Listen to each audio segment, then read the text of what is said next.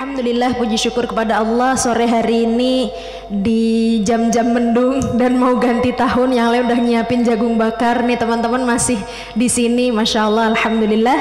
Salawat serta salam semoga senantiasa tercurah limpah kepada teladan kita baginda Nabi Muhammad Sallallahu Alaihi Wasallam yang senantiasa kita teladani, yang nggak serapuh diri kita ya. Makanya temanya hari ini, serapuh itukah jiwaku. Nah, kita belajar dari beliau gimana biar nggak rapuh. Juga terima kasih banyak teman-teman sudah bersabar menunggu. Jadi hari ini tadi saya niatnya mau berangkat dari BSD, tapi pagi tadi ternyata saya ada acara di Gunung Sindur. Jadi akhirnya saya dari Gunung Sindur. Di sana hujan petir. Jadi akhirnya saya terlambat. Mohon maaf ya teman-teman. Baik, ini CV saya tadi sudah dibacakan Dek Moderator. Saya mau memulai dari berbagai peristiwa yang sering terjadi akhir-akhir ini. Oh ya, sebelumnya saya mohon izin nih para sesepuh, para senior nih, saya berdiri di atas berasa gimana gitu, tapi saya menghormati panitia yang sudah menyiapkan, mohon izin Bu ya. Baik, saya memulai dari banyak kejadian ini. Beberapa waktu terakhir, kemarin saya ngisi di UNJ, ada juga ngisi di Semarang, di UNES, di ITB. Banyak mahasiswa yang bercerita, ada yang bertanya, Mbak, saya sudah melakukan percobaan bunuh diri sekian kali. Kata saya, serumit apa sih Dek masalah hidup yang dialami zaman sekarang nih, anak-anak zaman sekarang? Perasaan zaman dulu juga ada masalah, zaman sekarang juga ada masalah. Kenapa yang dulu bisa survive, yang sekarang tidak? Itu kan ada sesuatu yang masalah ya teman-teman. Kan masalah hidup tuh dari zaman dulu sampai sekarang sama, berulang aja, temanya aja yang ganti-ganti, isinya mah gitu-gitu aja ya kan teman-teman. Tapi nyatanya kita mendapati banyak mahasiswa yang terlihat berprestasi, terlihat ceria. Kenapa mengalami seperti itu? Kenapa merasa tidak ada lagi yang perlu dituju dalam hidup ini? Nah, makanya kita akan bahas hari ini. Ternyata teman-teman, ini data terakhir kemarin September ya. Di Indonesia itu 9 juta suffer from depression. Itu angka yang banyak loh teman-teman, dari 270 juta populasi kita. Ya, dan per jam itu ada satu orang yang mengakhiri hidupnya. Ya Allah, ini orang yang meninggal aja cita-citanya pengen hidup, yang hidup pengen meninggal. Ini kan bolak-balik ya teman-teman. Dan ini nih, usia 15 tahun ke atas 6 juta udah punya tanda-tanda kecemasan, tanda-tanda depresi. Dan saya sering ketemu orangnya beberapa kali. Biasa pas duduk gini biasa, pas sudah Ustaz gitu tuh, waduh keluar nih aslinya. Ya, ternyata banyak yang mengalami seperti itu. Bahkan bisa jadi di antara kita ada yang sedang di fase ini, gitu ya. Oke, dan yang menarik adalah penyebabnya. Bapak Ibu sekalian, ibu-ibu nih. Nah, penyebabnya ternyata yang pertama financial problem, nggak ada duit ya. Itu ternyata bisa bikin stres juga ya. Tapi yang kedua nih yang menarik, loneliness ya, merasa sendiri. Ya Allah, di dunia yang seramai ini sekarang banyak orang yang merasa sendiri. Ya, aku sendirian, aku nggak ada teman. Nih, ibu-ibu juga ada yang model begitu.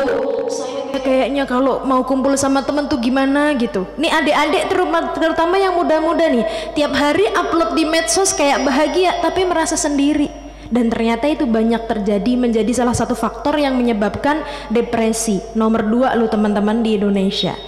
Dan yang berikutnya salah satunya bad comment on social media. Ya, punya sosial media tuh ya ada resiko baik, ada resiko buruknya ya teman-teman. Tergantung bagaimana teman-teman menanggapi itu. Cuman ini menarik sih, kok bisa ya di zaman ini masih ada banyak orang yang merasa sendiri. Ada teknologi, bukannya merasa lebih banyak teman, tapi justru merasa aku sendirian. Nah, makanya beberapa hari yang lalu saya habis nulis tuh di Instagram saya, kalau mau jalan cepat silahkan jalan sendiri, tapi kalau mau jalan jauh jangan pernah jalan sendirian, jalannya cari teman. Dan perjalanan kita menuju akhirat itu perjalanan yang jauh, jadi jangan pernah berjalan sendiri, cari teman. Serius, iman itu naik turun teman-teman, istiqomah juga susah. Maka kalau teman-teman punya teman, ada yang mengingatkan kita ya, yang punya pasangan hidup, nah jadikan juga teman untuk sama-sama menuju perjalanan akhirat. Biar kalau kita mulai down, mulai di titik terendah, ada yang mengingatkan. Sebab perjalanan kita perjalanan yang panjang, perjalanan yang lama, gitu ya teman-teman. Nah, jadi sebenarnya apa sih mental health itu? Akhir-akhir ini kan anak-anak muda nih suka healing, ibu-ibu juga ikutan healing. Ya Allah, nih kata saya ini kenapa gitu ya? Dikit-dikit healing gitu ya teman-teman. Nih siapa yang sering beginian gitu kan? Ya Allah, kayaknya masalah saya ini banyak bener. Wajahnya menyenangkan apa enggak menyenangkan teman-teman dilihat? Enggak ya, sangat tidak menyenangkan ya. Dan gini kadang-kadang menjadi wajah kita gitu ya. Lagi banyak pikiran gitu ya, pusing, depresi. Makanya akhir tahun puncak nih macet karena semua orang pengen healing ke puncak gitu ya. Ya. Nah, jadi apa sih mental health itu? Ini saya harus mengutip dari para expert gitu ya. Apa sih sebenarnya mental health? Ability to cope, kemampuan untuk coping. Coping itu dia bisa bertahan, dia bisa melawan itu stres. Nanti juga akan kita bahas stres itu emangnya apa, dan apa sih yang termasuk dalam mental health. Kalau orang sudah mengalami mental health itu bisa berdampak pada apa? Bagaimana cara berpikirnya. Makanya ada yang sampai orang pengen mengakhiri hidupnya, itu kan secara mikir nggak normal ya teman-teman. Tuh, bagaimana dia merasa, perasaannya ngerasa dia sendiri padahal di tempat keramaian. Aku sendirian di rumah, semua orang nggak ada yang peduli sama aku. Oh, itu ada. Saya pernah ketemu anak usia SMP teman-teman, itu dia di rumah, orang tuanya juga di rumah, tapi dia ngerasa sendiri sampai orang tuanya nggak tahu kalau anaknya sudah melakukan percobaan bunuh diri berkali-kali. Itu kan orang tua yang bersama anak tapi tidak membersamai anak. Oh, itu ada di BSD loh. Ya, nggak saya sebutkan tempatnya, ada soalnya cerita ke saya. Nah, dan apa namanya ya, gimana dia bersikap tuh kalau udah gangguan mental, sikapnya bisa macam-macam teman-teman. Suka ngelamun, kadang melakukan kekerasan terhadap orang lain maupun terhadap diri sendiri karena merasa dirinya tidak berguna. Ya kan, ngapain saya hidup? Lupa Allah capek-capek ciptain turunin ke bumi ya kan teman-teman. Itu ada tujuannya dong teman-teman, diciptain sama Allah, dilahirin sampai ada di muka bumi sampai sekarang. Kan teman-teman kenapa baru merasa nggak berguna sekarang? Kan udah puluhan tahun hidup di muka bumi kan begitu. Itu juga rada aneh sebenarnya. Capek-capek Allah bikin. Teman-teman, manusia itu Allah bikin dengan sangat serius. Saking seriusnya loh. Itu kalau ada kelainan, kromosom kita itu kan XX sama XY.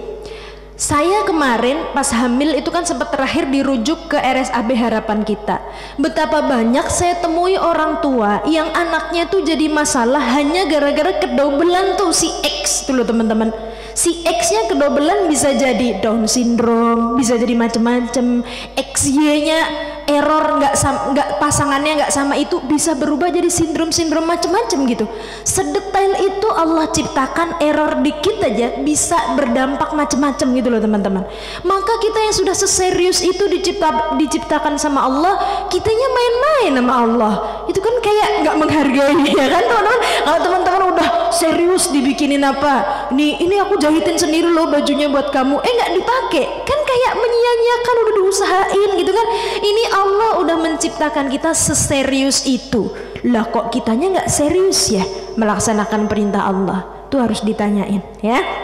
Tuh, jadi sebenarnya stres itu apaan? Stres itu ya state of worry, of mental tension, ya khawatir, ngerasa ntar gimana dong kalau saya masuk neraka. Ya bagus sih khawatir, cuman kan harus diikuti dengan action. Ya harus bagaimana kalau takut masuk neraka? Ya banyak ibadah, jauh-jauhin dosa, kan begitu harusnya. Ya, bukan malah ya udah deh kalau gitu mengambil jalan pintas misalnya. Ya harus ada logiknya. Makanya nanti juga akan kita bahas kenapa sih orang yang depresi itu bisa nggak mikir logik. Itu di mana salahnya, gitu ya. Nah, disebabkan apa? Difficult situation. Disebabkan situasi yang sulit. Dan teman-teman, Allah sudah sampaikan semua manusia akan pernah diuji. Diuji itu kan dikasih kesulitan teman-teman, dikasih situasi yang sulit. Nah, sementara situasi yang sulit ini bisa menyebabkan stres. Nanti akan kita bahas, gitu ya. Nah, dan tadi yang saya sampaikan tadi, coping apaan tuh? Coping itu kemampuan kita memanajemen pikiran dan perilaku. Makanya ada yang orang bilang nih, masalahnya sama, yang satu bisa survive, yang satu enggak. Itu bedanya di mana? Di copingnya, kemampuan dia berpikir dan berperilaku untuk menanggapi stres itu namanya coping. Ada orang yang nggak punya duit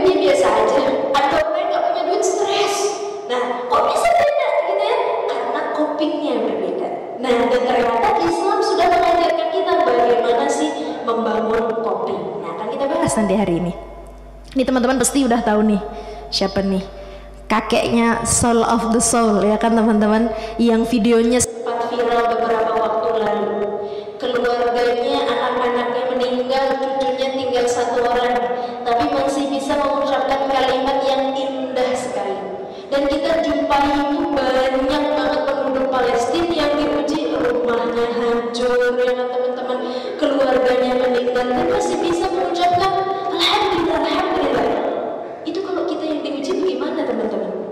Nggak sampai kayaknya kita ke arah sana, ya, nggak sampai kesabaran kita sejauh itu. Itu kira-kira copingnya gimana tuh? Bagus apa enggak? Bagus banget teman-teman. Kalau enggak, udah berapa banyak mungkin warga Palestina yang bunuh diri, ditemukan bunuh diri karena mengalami depresi, kan begitu. Gimana dong teman-teman? Mendadak rumahnya dibom, keluarganya tiba-tiba hilang, dirinya cacat. Itu kan kalau nggak punya iman, nggak punya coping yang kuat, pengennya udahan aja lah, hidup buat apa? Kan begitu. Tapi yang kita lihat tidak seperti itu. Mereka masih berjuang untuk terus hidup. Mereka bilang nggak apa-apa rumah saya dibom, nggak apa-apa kok nggak ada makanan, tapi saya masih punya Allah Ar-Razzaq katanya. Tuh, saya pernah lihat video ada seorang kakek-kakek yang bilang, kamu gimana perasaannya hidup di tengah kesulitan seperti ini, makan aja susah. Saya masih punya Allah Ar-Razzaq yang maha pemberi rezeki. Itu orang yang lagi diuji sesulit itu bisa bilang kayak gitu teman-teman. Kita duit ada, makan tinggal GoFood, mesti khawatir dengan rezeki kan, suka gitu. Ini kan rada-rada gimana gitu ya. Nah itu tuh teman-teman ya.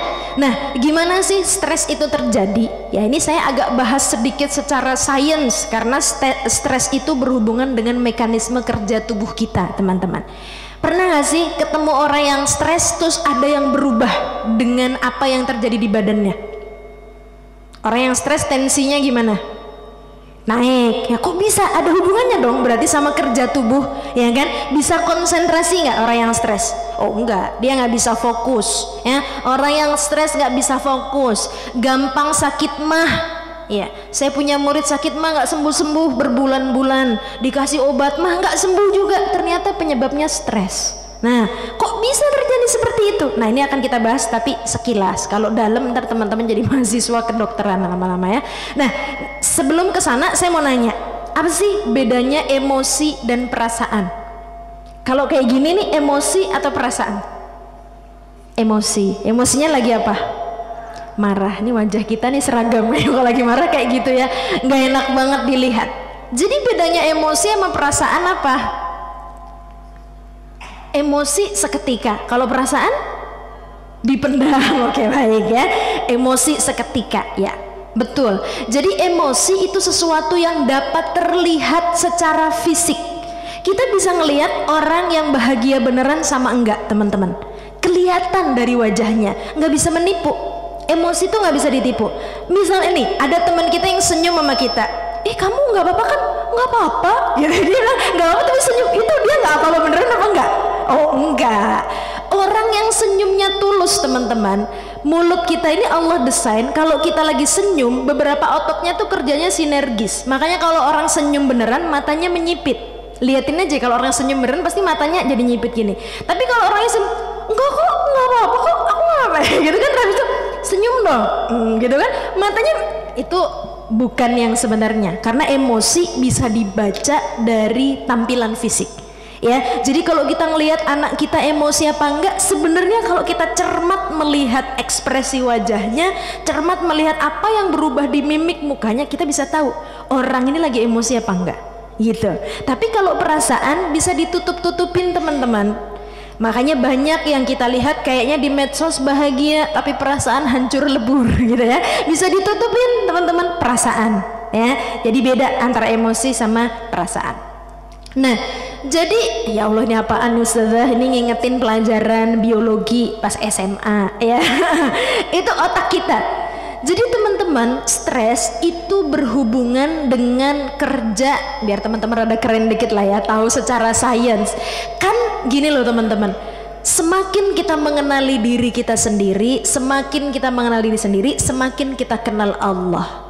Kenapa? Sebab sekeren itulah Allah titipkan sistem ke tubuh kita. Maka kalau kita mau mengagumi Allah, sebenarnya nggak harus jauh-jauh lihat kekuasaan Allah di mana. Lihat aja di badan kita. Sekeren itu loh Allah ngaturnya. Nah, termasuk stres ini. Ternyata stres ini pusatnya cuma di 2 titik kecil ini teman-teman yang saya panah. Namanya di hipotalamus sama pituitari. Yang seuprit kecil di otak kita, bukan otak yang gede, seuprit kecil di otak kita itu. Sistemnya disebutnya, kalau teman-teman pernah belajar sistem syaraf, disebutnya HPA aksis, hipotalamus pituitari aksis.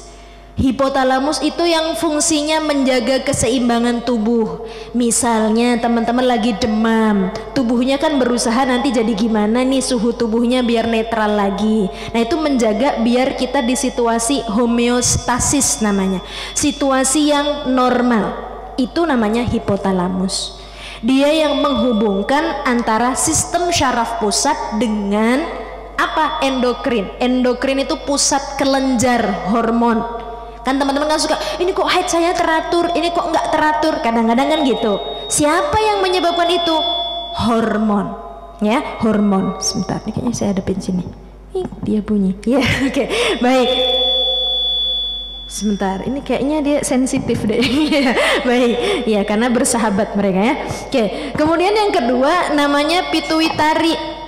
Pituitari itu adalah disebutnya master gland. Dia pusat yang mengatur semua rilisnya hormon. Jadi hormon nih kapan nih dikeluarin, berapa banyak. Yang ngatur itu pusatnya namanya pituitari. Letaknya di situ tuh. Tuh, saya panah kecil di situ di hipotalamus pituitari. Yang panahnya yang seupril kecil segini nih. Ya, kecil banget. Nah, gimana kerjanya? Ini saya bahas sekilas biar teman-teman menjaga otaknya. Sayang-sayang otaknya diisi stres, ya. Nih, kalau kita lagi misal nih teman-teman lihat, ya Allah tetangga udah berangkat haji 2 kali saya belum berangkat. Ada juga orang yang jadi stres gara-gara lihat kayak gitu kan. Atau lihat apa kaget gitu kan. Nah, itu namanya stimulus. Apa yang kita lihat, apa yang kita dengar, apa yang kita sentuh, ya ampun cakep banget, terus kepikiran pengen beli itu. Misalnya teman-teman yang nih adik-adik nih lihat jilbab, ya ampun keren banget, kayaknya kalau aku pakai itu kayak cakep banget dah, kepikiran nabung nggak cukup mau beli, misal kayak gitu kan, stres kepikiran. Nah itu stimulus karena kita ngelihat kayaknya cakep banget dah kalau pakai itu kan gitu. Nah itu masuk ke otak kita teman-teman, masuk ke otak kita, diproses, dan itu akan menyebabkan kelenjar pituitari tadi menstimulasikan namanya ACTH. Saya nggak bahas dalam-dalam, ini intinya saya mau cerita bahwa ada mekanisme yang terjadi di tubuh kita. ACTH menyebabkan ada kelenjar di atas ginjal, namanya atas itu bahasa Yunaninya at, ginjal itu ren, makanya kelenjar apa namanya hormonnya adrenalin. Teman-teman pernah dengar gak sih adrenalin? Oh ini kalau mainannya ini mengasah adrenalin gitu kan, misalnya flying fox gitu kan, atau apa gitu kan, keberaniannya meningkat kan begitu. Nah adrenalin itu bagus di situasi saat emergensi. Misalnya pas kita lagi duduk di sini tiba-tiba macan datang lepas dari taman safari sampai sini ya, jauh banget gitu ya, dia masuk gitu kan, kan kita refleks lari ya, kayak langsung lari aja langsung tanpa mengenal misalnya ternyata temboknya tinggi apa gimana, kita lompat aja gitu ya, langsung aja lompat, nggak kepikiran ntar aku jatuh nah patah tulang, enggak kepikiran ya. Pas saya waktu itu di Jogja ada gempa tahun 2006, itu lagi gempa uruk, itu mau orang lagi mandi nggak pakai baju dia lari juga keluar, nggak kepikiran aduh gimana ya pakai baju, enggak, yang penting selamat. Siapa yang bikin dia berani nggak pakai baju lagi mandi keluar lari? Adrenalin, karena itu dibutuhkan di situasi emergensi teman-teman. Nah permasalahannya yang dikeluarin nggak cuma adrenalin, ada juga yang namanya kortisol. Itu dibawa tuh di seluruh pembuluh darah kita, yang mengakibatkan kalau dia ke jantung bikin detak jantungnya jadi lebih cepat. Makanya kalau teman-teman lagi deg-degan lagi apa itu kan langsung ada kesulitan yang mendadak ya. Tadi tiba-tiba kedatangan macan, langsung detak jantungnya duk gitu kan. Misalnya yang teman-teman ini yang masih muda-muda nih, lihat si dia gitu kan, duduk gitu kan, detak jantungnya meningkat, keringat dingin, mau presentasi skripsi misalnya kan, keringat dingin, mau ujian, kelenjar keringatnya ngefek gitu. Abis itu perutnya tiba-tiba mules, ya kan, tiba-tiba mules, tiba-tiba kayak mual-mual gimana gitu, macam-macam. Nah itu kalau jangka pendek nggak apa-apa. Stres jangka pendek itu justru kita butuhkan untuk apa? Melatih kemampuan coping kita. Makanya disebutnya sebagai eustress. Nih kalau teman-teman orang psikologi pernah belajar, itu namanya stres jangka pendek. Ya tadi makanya sama Allah kita dikasih kesulitan dikit-dikit. Biar apa? Biar kita belajar. Ya, masalahnya nih, kalau teman-teman dikasih masalah sama Allah, nggak diselesai-selesaiin itu masalah, disimpan lama-lama, akhirnya nggak jadi eustress. Kalau eustress baik buat kita, disimpan lama-lama, dia jadi namanya distress. Stres yang beneran tuh teman-teman, ya, bisa jadi akut atau sampai ke kronik. Nah, kalau stresnya terus menerus, lah tadi kan si adrenalin sama kortisol dikeluarin terus menerus, itu bisa sampai dampaknya gimana? Dampaknya bisa sampai ke macam-macam. Ke kulit bisa jadi mulai rambutnya rontok. Ya, orang yang stres bisa gitu bu, rambutnya rontok. Perut jadi bermasalah, sakit mah gitu kan. Kemudian ke sistem reproduksi, haidnya jadi nggak teratur. Itu kalau lagi stres tuh kayak gitu tuh, haidnya jadi lama bener, atau malah jadi nggak haid, dikira hamil ternyata stres, ya kan. Itu bisa tuh terjadi, ya. Imun sistemnya jadi under pressure, makanya gampang sakit. Orang stres tuh gampang sakit, disentil dikit aja masuk rumah sakit tuh, ya bentaran lagi. Kenapa? Iya karena imun sistemnya lagi nggak oke, ya. Kebanyakan kortisol yang rilis ke tubuhnya, ya. Otot-otot rasanya kaku gitu ya. Jadi pernah pas saya dulu masih praktek di klinik gitu ya, ketemu satu pasien yang nanganin itu dulu senior saya, dosen saya cerita, bertahun-tahun pasiennya lumpuh. Teman-teman, lumpuh, tapi di screening apa aja sehat-sehat aja. Nggak taunya selang beberapa tahun kemudian ketemu penyebabnya, sehat, dia bisa jalan sendiri. Rupanya penyebabnya bukan penyakit yang secara fisik, tapi penyakit pikiran, teman-teman. Ya, jadi itu disebutnya penyakitnya, aduh saya lupa, asimptomatik ya teman-teman. Jadi kayak nggak ada gejala yang gimana, tapi ternyata pas dicek, oh sakitnya itu psikosomatis, ya namanya kayak gitu. Nggak ada penyebab gimana-gimana, tapi dia kayak sakit gitu, benar-benar lumpuh loh teman-teman, bertahun-tahun. Tiba-tiba pas masalah selesai dia bangun aja sehat loh, kan kita kaget ya. Itu bisa terjadi, ya. Makanya pikiran kita itu harus dirawat baik-baik. Dan ini saya yang sering cerita ke ibu-ibu nih, hati-hati, adik-adik juga.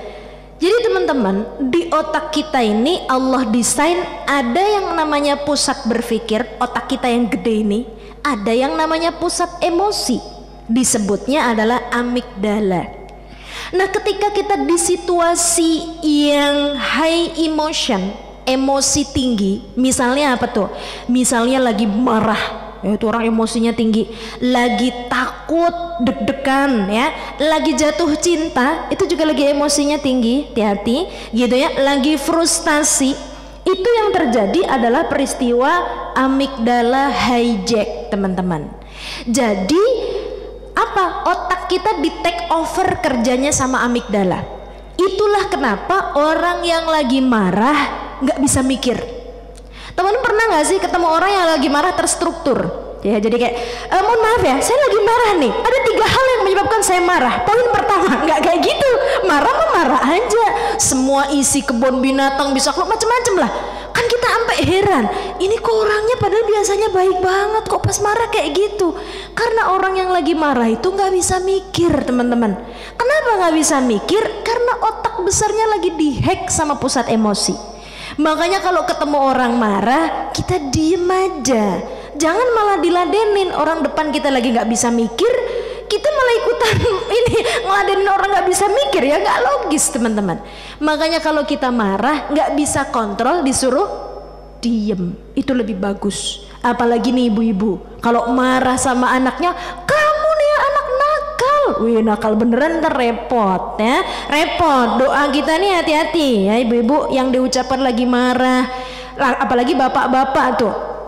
Pernah kejadian di rumah saya pas saya awal-awal nikah, jam 2:30 pagi rumah saya diketok, tok tok tok. Ini ke orang kesurupan kayaknya gitu. Karena biasanya kalau jam tengah malam ada yang ngetok ke rumah saya tuh orang minta diruqyah gitu sama suami saya. Aduh, ini 2:30, saya biasa bangun jam 3, ini 2:30 kurang lah. Ada orang ngetok-ngetok, lama-lama rada keras nih, kayaknya ada yang kesurupan, dia minta diruqyah malam-malam gitu kan. Nggak taunya ternyata suami istri, teman-teman.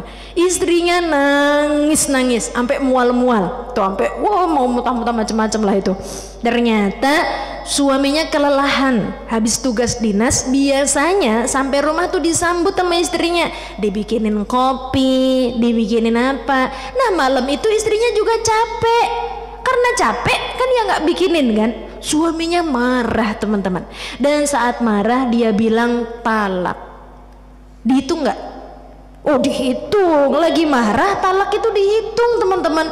Maka istrinya, saya sudah menikah puluhan tahun Ustazah, nggak pernah suami saya bilang kayak gini. Ini cuma gara-gara saya nggak bikinin dia kopi, masa dia bilang talak? Bagaimana itu bisa dicabut nggak ucapannya? Oh nggak bisa dicabut teman-teman.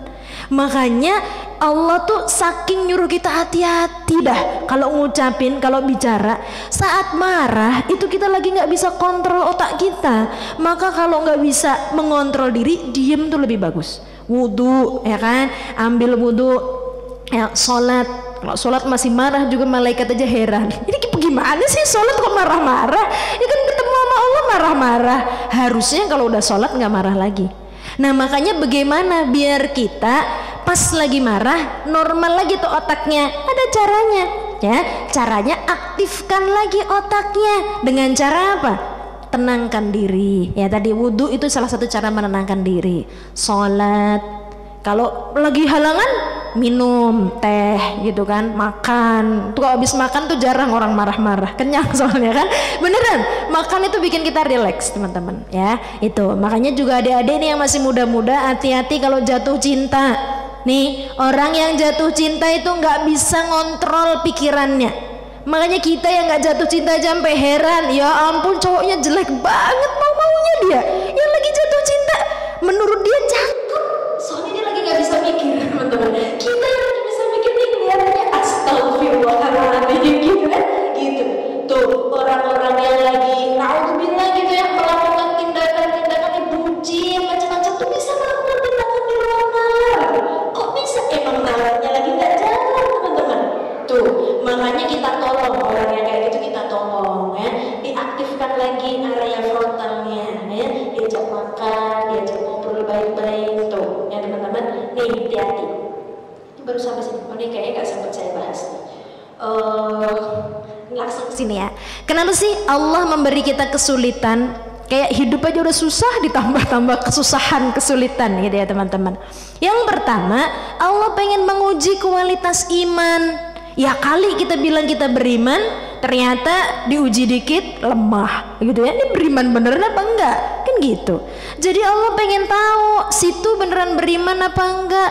Pas dikasih ujian, orang tuh keluar aslinya teman-teman. Pas kita dikasih kesulitan, keluar aslinya. Ya beneran. Makanya Allah pengen tahu nih beneran enggak dia bilang beriman. Itu ada ayatnya di surah Al-Ankabut ya. Apakah manusia mengira bahwa mereka dibiarkan berkata kami telah beriman sedang mereka enggak diuji? Oh enggak, diuji dulu. Kayak teman-teman, saya nih loh ahli di bidang ini, ya harus ambil sertifikasi dulu, lewat ujian dulu kan begitu. Ya untuk menguji bener enggak nih atau dia cuma mengklaim gitu kan? Ya gitu. Allah pengen tahu kualitas iman kita. Yang kedua, ujian itu cara merawat otak kita. Teman-teman, prinsip kerja otak manusia itu use it or lose it ya. Kalau nggak dipakai, fungsinya lama-lama hilang. Contohnya gimana? Zaman dulu sebelum ada Google Map, kita kemana-mana kayaknya sampai aja gitu ya. Pas sekarang ada Google Map, ya Allah belokan aja kita lupa. Kok bisa? Sebab otak area navigasi kita, area spasial kita jarang dipakai. Makanya kita lebih sulit mengingat rute sebagaimana dulu sebelum ada Google Map, kan begitu ya? Karena tadi use it or lose it. Dan kecenderungan manusia kalau lagi dikasih masalah, otaknya dipakai beneran nih. gimana ya cara menemukan solusi ini? Kan mikirnya serius tuh teman-teman, dipakai otaknya. Allah tahu kalau nggak dikasih kesulitan, kita nih kecenderungannya nggak pakai otaknya, males mikir, ya nggak sih? Gara-gara dikasih kesulitan jadi mikir, otaknya kepake lagi gitu tuh teman-teman ya. Yang kedua, otak atau akal itu menyebabkan kita jadi istimewa dibandingkan makhluk Allah yang lain. Maka Allah pengen tunjukkan nih loh kepada makhluk yang lain nih, dia saya kasih masalah, dia bisa mengelola ya. Manusia bisa mengelola sebab dia dikasih akal, bisa berpikir kreatif. Coba kalau dunia ini yang disuruh megang malaikat, nggak ada capres dan cawapres ya kan, dari dulu adem ayamnya, nggak ada pemilu ya kan. Tapi berhubung manusia ada inovasi teknologi ya kan, HP-nya modelan begini. Kalau malaikat kan standar aja, sesuai pattern, nggak ada kepikiran inovasi dan sebagainya gitu. Kenapa sekarang jadi ada inovasi? Sebab manusia punya akal, sebab dikasih kesulitan. Sehingga zaman dulu nih, kalau mau perjalanan jauh kok lama bener, dari Indonesia mau haji sampai 6 bulan, ada nggak sih caranya? Nah, muncul inovasi, bikin pesawat kan gitu. Karena ada kesulitan, kita jadi muncul ide gitu ya. Dan masalah juga yang membangun coping mekanisme kita ya, kayaknya saya bahas 3 aja nih yang ini ya. Nah, dan masalah itu tanda sayang Allah teman-teman. Nih kalau hidup nggak ada masalah, kayak modelan Fir'aun itu kan nggak ada masalah ya, duit banyak, istri banyak. Fir'aun tuh ya, kekuasaan sampai dia mengklaim dirinya Tuhan, nggak pernah sakit Fir'aun. Makanya dia mengklaim dirinya Tuhan sebab nggak merasa ada masalah dalam hidupnya. Maka kalau kita dikasih masalah sama Allah, seneng harusnya. Ini Allah masih ingat sama saya nih ya, biar saya jadi deket sama Allah. Kalau teman-teman nggak bisa khusyuk sholat, cobain pas ada masalah. Ya Allah, itu bisa sholatnya apa? Ya Allah gitu kan, ini serius ya. Kadang-kadang butuh kayak gitu modelannya kan. Modelan kita nih kalau nggak dikasih kayak gitu kayak nggak pernah sholatnya khusyuk nih. Dikasih sama Allah kesempatan merasakan nikmatnya menangis pada Allah ya kan. Nunggu ada masalah modelan kita nih ya, sama aja ya, modelan masih kita standar aja masih kayak gitu tuh ya.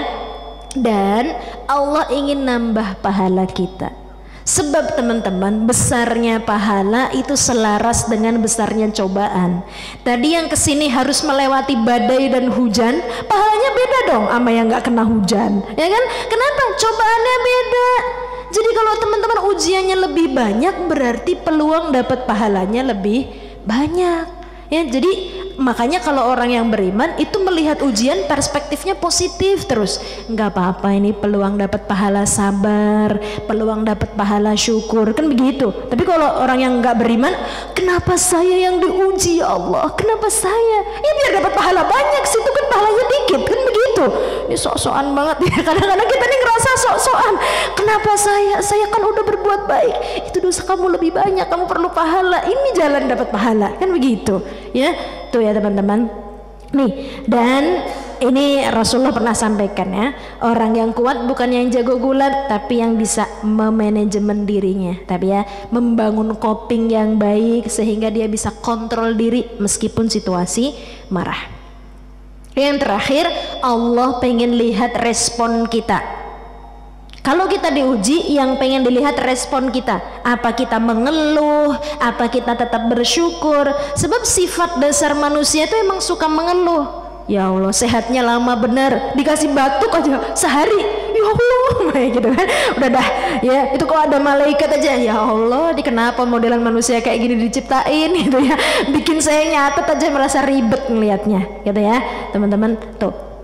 Oke ya, jadi Allah pasti menguji dengan ketakutan, kelaparan ya, kayak kemarin COVID, ada yang kehilangan pekerjaan, usahanya bangkrut, itu ujian. Allah pengen lihat responnya, jadi tambah rajin ibadah atau malah jauh dari Allah gitu ya. Oke. Baik, yang terakhir, gimana sih Islam mengajarkan kita resilience? Ya Allah, apaan tuh Ustazah resilience?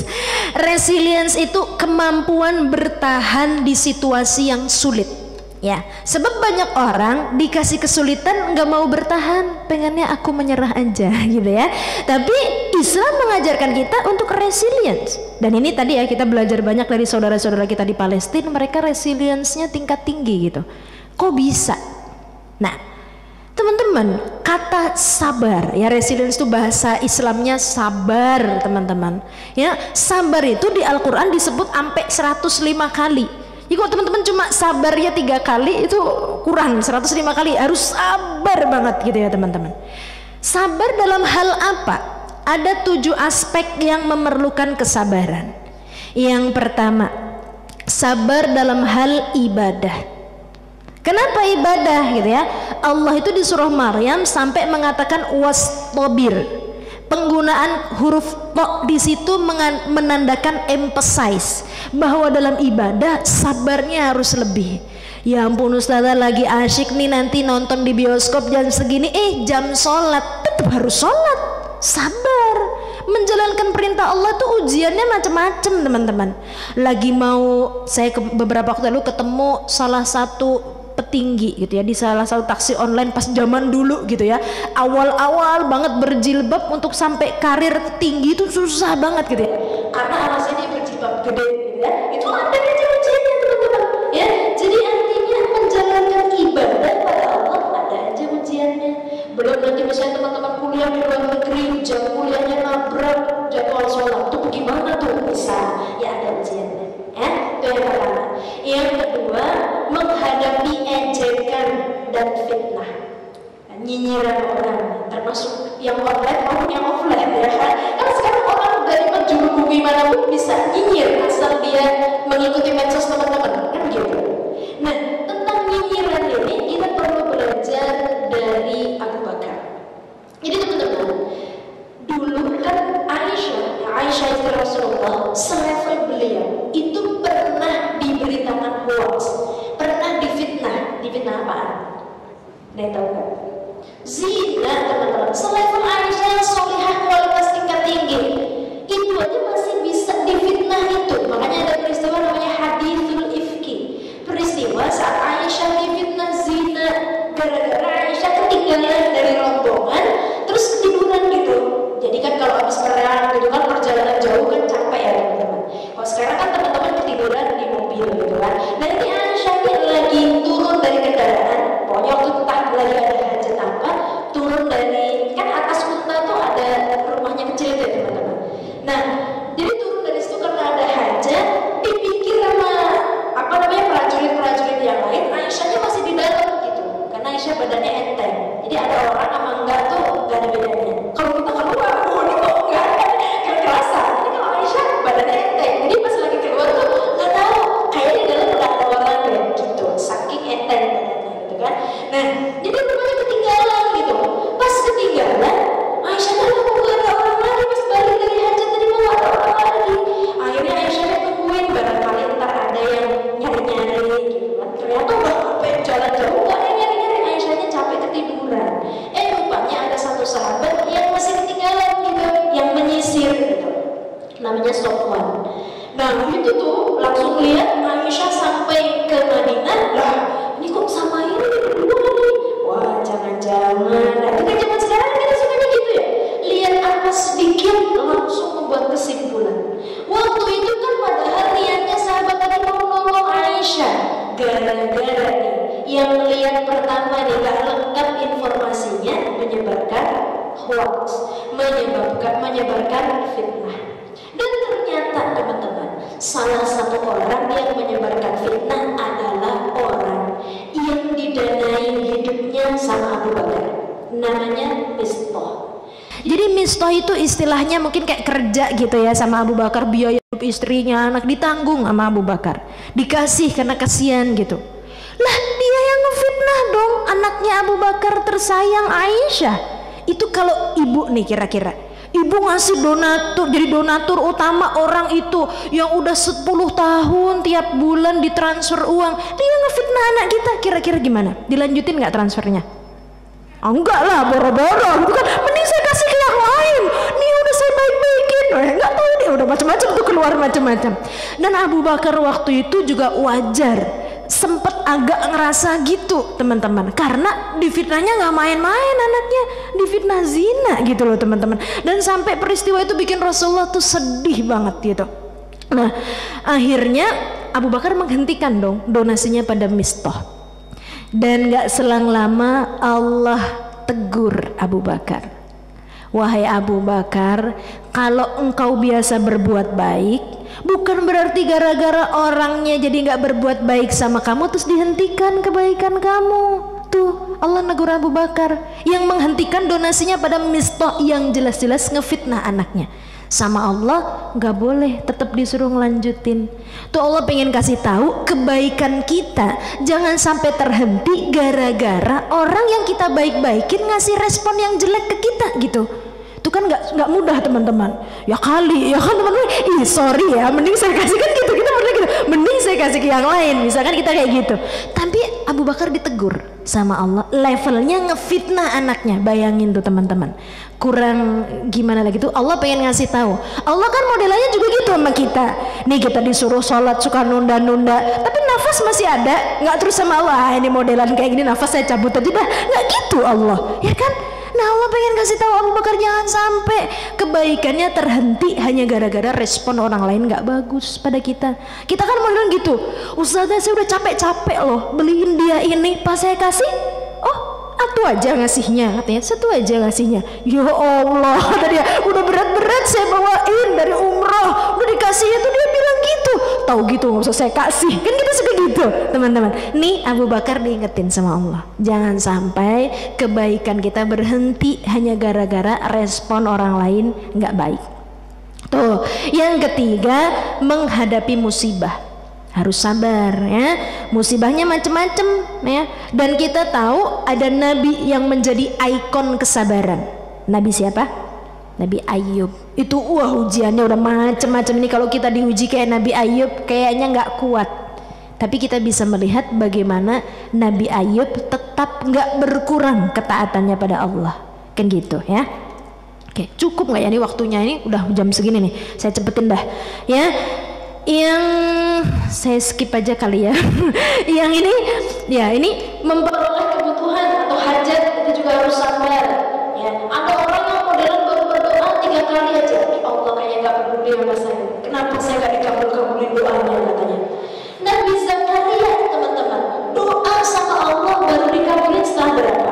Para ulama berpendapat sekitar 70 tahun. Doa minta sama Allah dikasih keturunan teman-teman 70 tahun baru dikabulin. Itu buat teman-teman kan baru seminggu aja udah ngerasa kayaknya Allah nih gimana. Ini Nabi Zakaria doanya puluhan tahun teman-teman.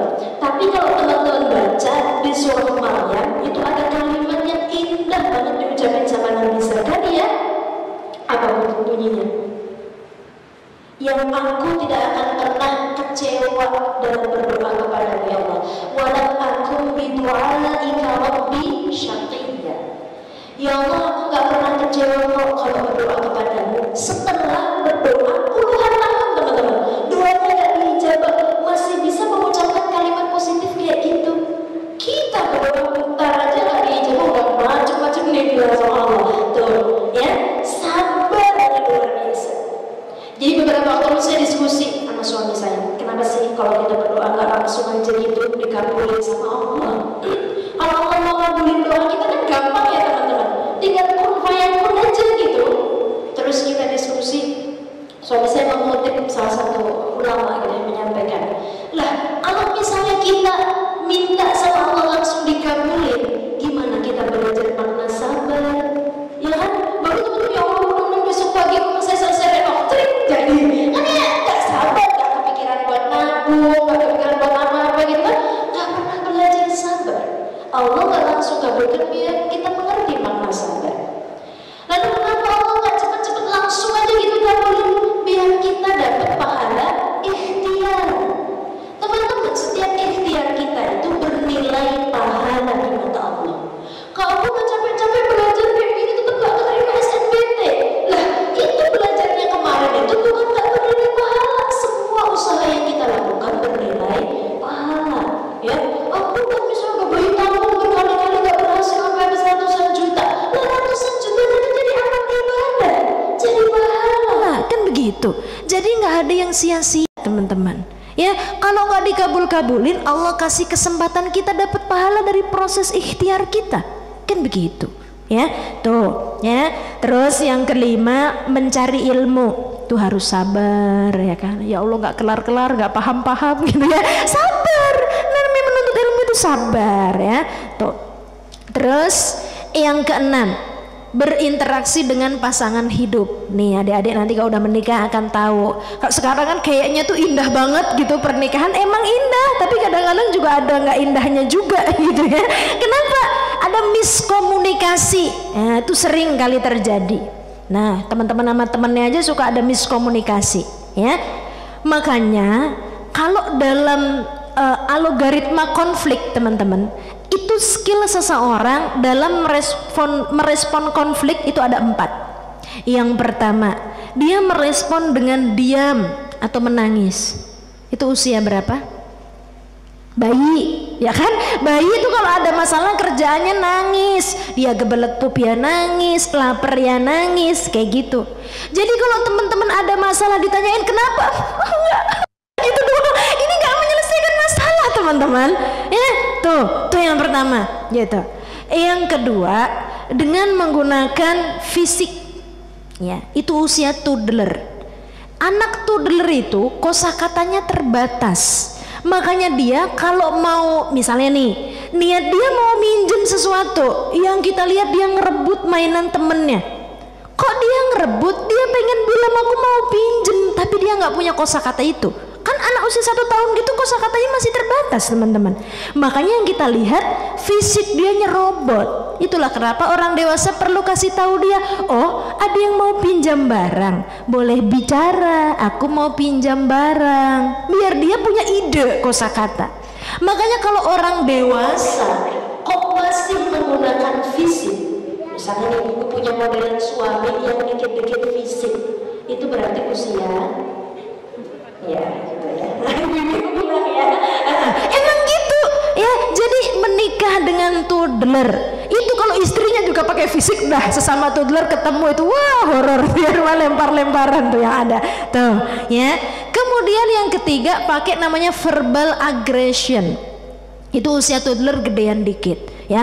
Kalau teman-teman sering lihat gini, aku punya punya saudara tentara, terus temennya bilang aku punya saudara jenderal, dia bilang gitu ya. Terus habis itu misalnya aku di rumah punya 3 loh kayak gitu, aku punya 10. Pernah lihat nggak anak-anak kayak gitu, saingan gitu. Nah itu kalau ada orang dewasa nih, kita cerita aku lagi kayak gini nih, kemarin aku sedih banget ini, santai aja, aku aja kemarin habis ditinggal ini misalnya anak saya saya aja biasa aja, udah gitu doang.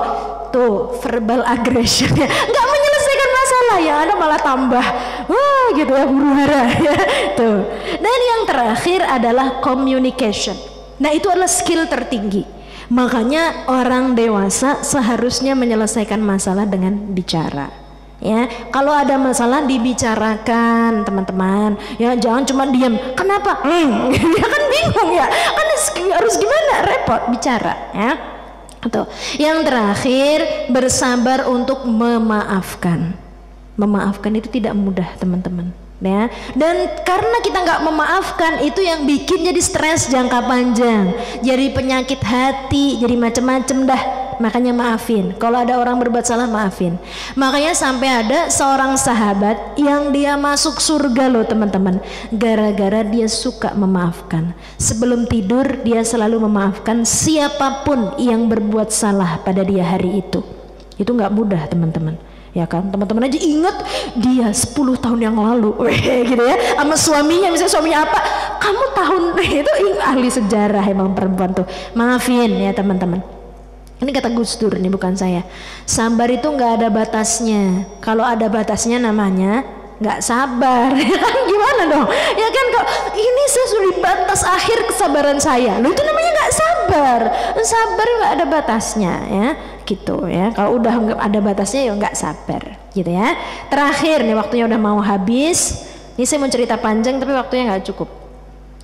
Cerita apa ya? Ini aja dah, terakhir ini, sabar itu perlu ilmu teman-teman ya. Sabar itu perlu ilmu. Makanya semakin banyak ilmunya, semakin gampang orang itu bersabar.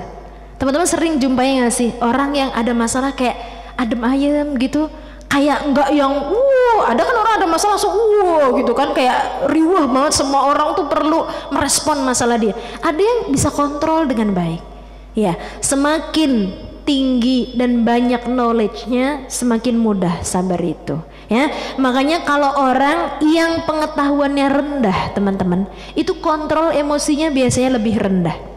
Teman-teman misalnya nih ngelihat ada sama-sama dah orang yang nggak terpapar ilmu agama, nggak terpapar ilmu pendidikan, itu kalau konflik bisa bacok-bacokan, teman-teman.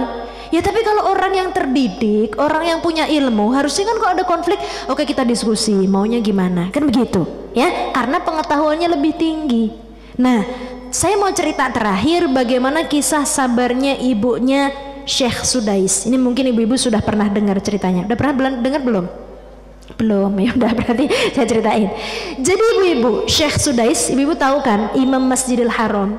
Itu namanya pas lagi kecil anak-anak, ibunya nih lagi masak, mau kedatangan tamu. Namanya juga mau ada tamu, ibu-ibu kan suka masak. Kalau sekarang sih enggak sih, GoFood ya. Kalau zaman dulu masak beneran gitu. Udah ditata bagus-bagus karena bentaran lagi tamunya datang. Syekh Sudais dong dari luar abis main pasir kan di padang pasir kan di Timur Tengah, kok di sini ya main tanah gitu ya, main pasir, dibawa masuk ditaburin ke makanannya, Bu. Itu kalau ibu gimana jadi ibunya? Astagfirullahaladzim, kan gitu ya kita bilang astagfirullah sih, cuma nadanya berubah, wajahnya berubah gitu ya. Tapi menarik nih, ibunya Syekh Sudais di saat sebel tingkat tinggi, di saat puncak capek dia kan, wah ini kelar nih, habis ditata kelar makanannya, ditaburin sama dia makanan. Itu kan kita ya Allah, nah udah hopeless gitu ya. Ini ibunya Syekh Sudais bisa dong berdoa, semoga nanti kamu jadi imam Masjidil Haram. Kabul doanya, Bu. Tuh, kalau ibu bisa sabar kayak ibunya Syekh Sudais, nggak apa-apa dah, lagi ada kejadian apa aja ibu ngomong aja nggak apa-apa ya, ngomongnya bagus tuh. Tapi kalau sekali ada kejadian kayak gitu pengen yang ngucap yang macam-macam, udah diem aja, diem tuh udah bagus ya tuh ya. Nah terakhir nih dari saya nih, kalau kita nggak bisa menolong diri kita sendiri, gara-gara nggak bisa kontrol stres kita sendiri, gimana kita bisa menolong orang lain ya? Kalau ibu lagi stres nggak bisa nolongin orang diri sendiri perlu ditolong ya kan. Makanya tolonglah diri kita sendiri biar kita bisa menolong banyak orang. Dan nih yang terakhir nih, hidup kita itu pasti bakalan banyak stres, banyak ujian, banyak kesulitan, karena emang udah gitu dijanjiin sama Allah. Tapi yang berdampak pada tubuh kita, pada otak kita adalah bagaimana kita merespon stres itu. Kalau kita meresponnya dengan baik, ya dia bukan jadi stres yang besar, dia jadi satu hal coping yang bagus karena kita bisa mengelolanya. Tapi kalau kita nggak bisa mengelola, ya itu bisa jadi stres berkepanjangan ya. Dan terakhir, kita memang rapuh tanpa Allah ya. Makanya kenapa innallaha ma'as sabirin, Allah bersama orang yang sabar ya. Makanya orang bisa sabar kalau bersama Allah, teman-teman ya. Kalau kita melupakan Allah nggak bisa kita sabar ya. Ada nyalah-nyalahin, oh kenapa gitu. Tapi kalau kita ingat ini semua terjadi, kalau Allah nggak izin juga nggak bakal terjadi kok ya. Semua sudah diatur sama Allah, akhirnya kita legowo menerima segala sesuatu ya. Maka sertakan Allah dalam kejadian, dalam hal apapun. Nah itu aja, saya biasanya nulis di Instagram saya @birulqadriyah. Mohon maaf lahir batin, billahi taufiq wal hidayah. Assalamualaikum warahmatullahi wabarakatuh.